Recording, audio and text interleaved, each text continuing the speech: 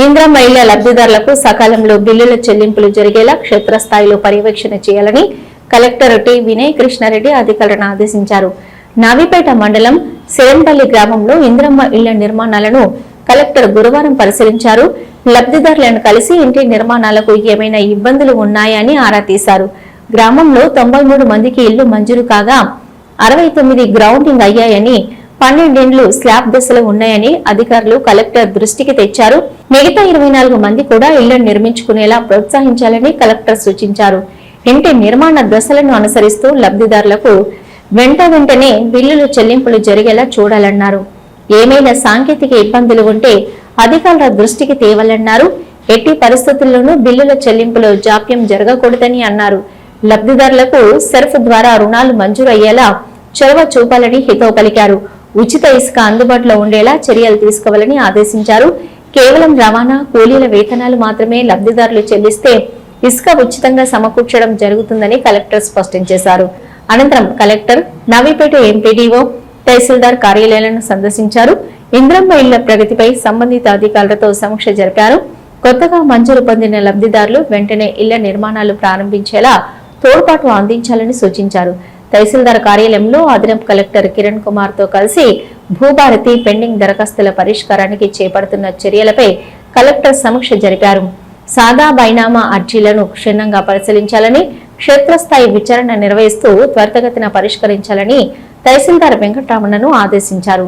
Collector వెంట housing PD Pavan Kumar, MPDO Naganath, Siranpalli గ్రామ పంచాయతీ కార్యదర్శి సాయిలు తదితరులు ఉన్నారు.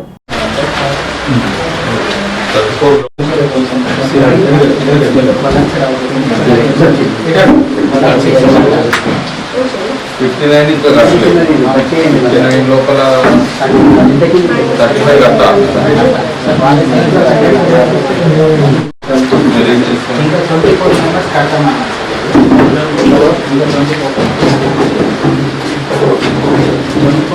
అంటే ఆ ఇల్లు తీసేస్తానికి టైం పడుతుంది.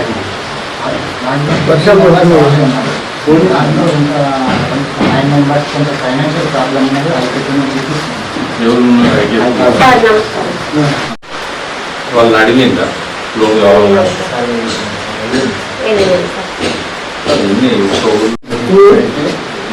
దానికి మళ్ళీ మనం తీసేసాము. అట్లాంటివి కొంతమంది అమౌంట్ లేవు, అమౌంట్ చేసే తక్కువ అట్లాంటివి రికమెండ్ చేసినాం సార్. కొంతమంది ఎందుకు మీరు మూకాలు సార్ అక్కడ మన కొత్త గ్రౌండ్ నుంచి కడుతుంది. హైట్ ఎక్కువ తీసుకుంటున్నారు. హైట్ ఖాళీ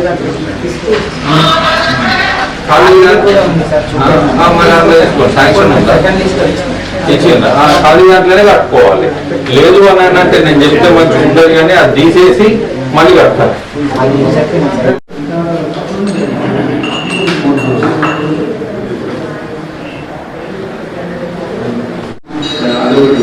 అవన్నీ ఈ పెండింగ్ లో అంటే బ్యాంక్ అకౌంట్ 1 lakh రిసీవ్ చేసేందుకు ఎలిజిబుల్గా లేదు. చేసిందా ఏదైనా ఒకటి చేసిందా?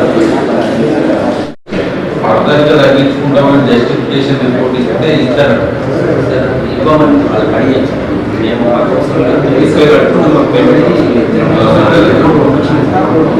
ఇప్పుడు ఫస్ట్ ఏమో మాడ్యూల్ యాక్సెప్ట్ ఉంది, ఏది రెవెన్యూ సర్వీస్ మాడ్యూల్ యాక్సెప్టెన్స్ ఉంది. తర్వాత జనరల్ మాడ్యూల్స్ లో అప్లికేషన్ ఏమో పట్టదారు డీటెయిల్స్ అవన్నీ కూడా భూభారతిలో ఎంటర్ అయ్యి ఉంటే సబ్మిట్ చేయాలి.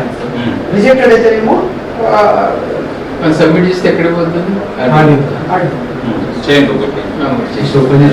క్లారిఫికేషన్ ఇచ్చిన తర్వాత ఆన్లైన్ లో పెట్టి రెవెన్యూ సర్వీస్ లో పెట్టకున్నా సరే చెయ్యండి అని అంటారు. అప్పుడు అవి చేద్దాం. ఇప్పుడు ఓన్లీ ఆన్లైన్ లో ఉన్నాయి, రెవెన్యూ సర్వీస్ లో ఉన్నాయి చేద్దాం. మీ 270 ఎంత ఉన్నాయి? 257 ఉన్నాయి. 257 ఇది సార్, ఇది ఒకటి. ఇప్పుడు మనం యాక్సెప్ట్ చేద్దాం అనుకునే ఇది